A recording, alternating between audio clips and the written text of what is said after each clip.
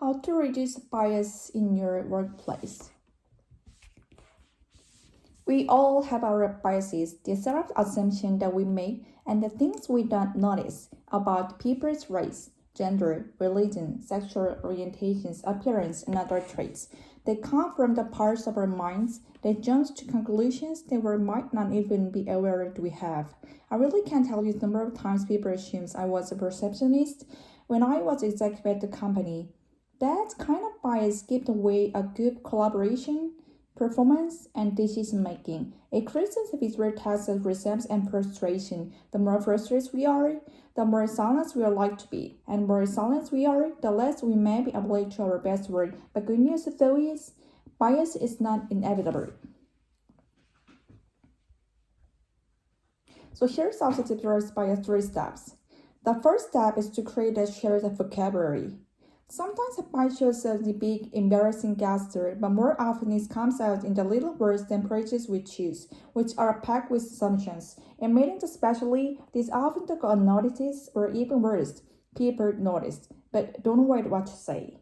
That's why we recommend coming up with shared words with phrases everyone agrees to use. They still your biased attitudes or behaviors.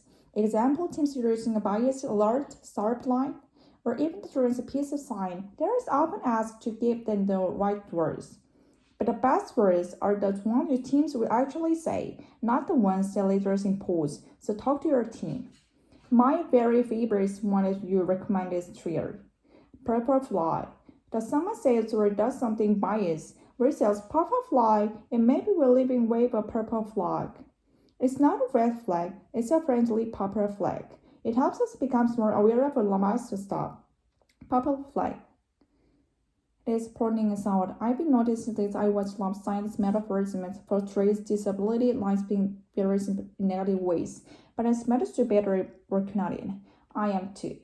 Another great shared vocabulary trick is to ask members of your team to respond to bias with an I statement. I statements find the other person and then I understand things from your perspective rather than calling them out. Like, I don't think you're gonna take me seriously when calling me honey.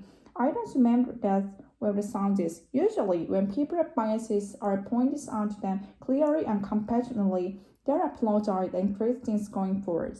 Usually, but not always. That brings us to the second step. Create a shared note from how to respond when your biases point out.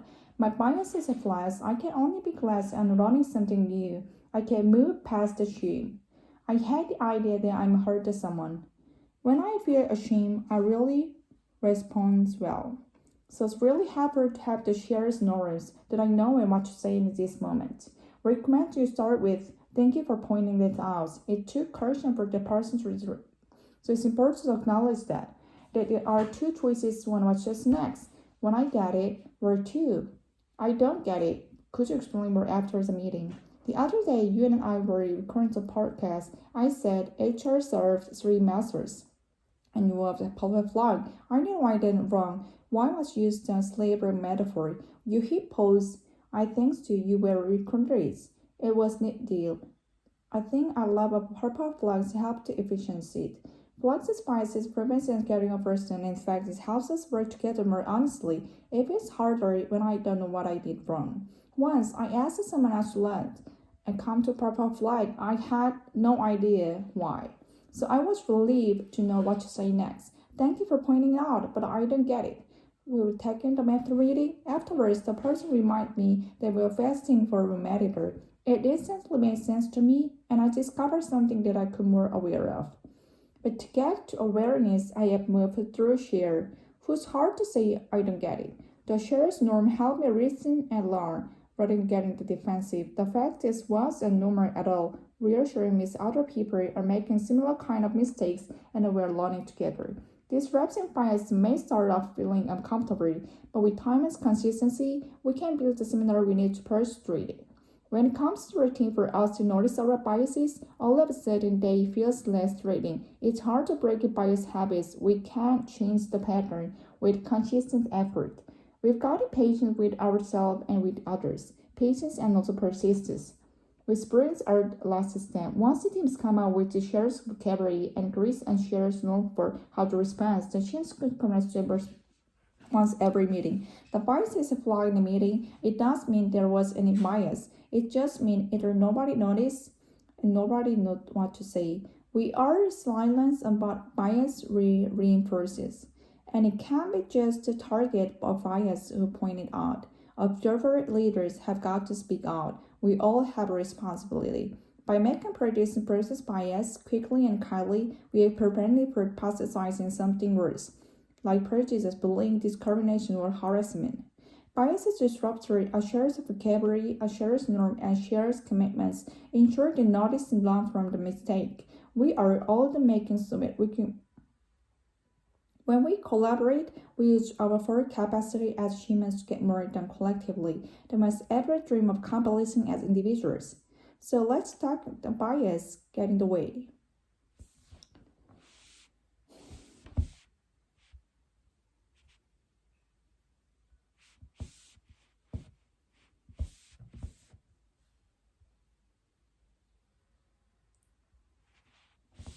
This is a slow version.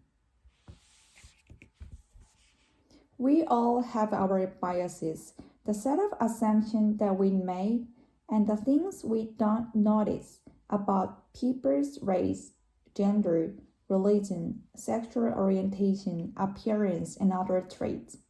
They come from the part of our mind that jumps to conclusions that we might even be aware if we have. I really can't say it's number of times people assume I was a receptionist when I was executive at the company. That kind of a bias gives the way of good collaboration, performance, and decision making.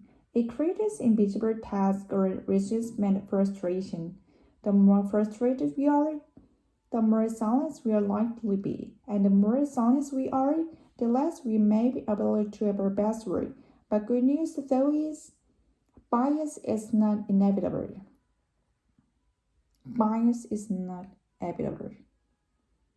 So here's how to disrupt bias in 3 steps. The first step is to create a shared vocabulary. Sometimes the bias shows up in big, embarrassed gestures, but more often it comes in little words and phrases we choose, which are packed with assumptions. In meetings especially, these often go unnoticed or even worse, people notice, but don't know what to say. That's why requests coming with shared words or phrases that everyone agreed to use. Disruptive bias attitudes or behaviors. Example teams use our bias alert, stoplight, or even through the PC sign.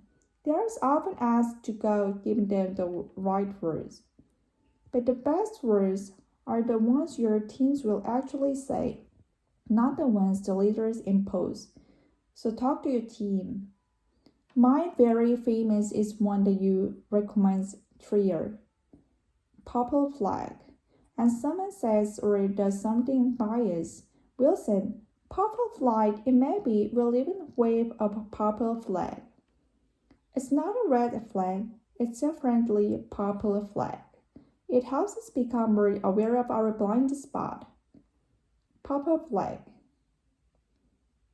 Things pointing this out. I've been noticing lately I was a lot of assigned metaphors. I often portray disability lives being visually impaired in negative ways. But I'm committed to be better and working on it. I am too. Another great shared vocabulary trick is to ask members of your team to respond to bias with the I statement. I statements invite the other person in, understand things from your perspective rather than calling them out. Like, I don't think you're gonna take me seriously when you're calling me honey, or I don't think you meant that the way it sounds. Usually, when people bias are pointed out to them clearly and compassionately, they apologize and correct things going forward. Usually, not always. That brings us to the second step. Create a shared norm for how to respond when your bias is pointed out. When my bias is flagged, I can only be glad that I'm learning something new if I can move past the shame. I hate the idea that I've harmed someone.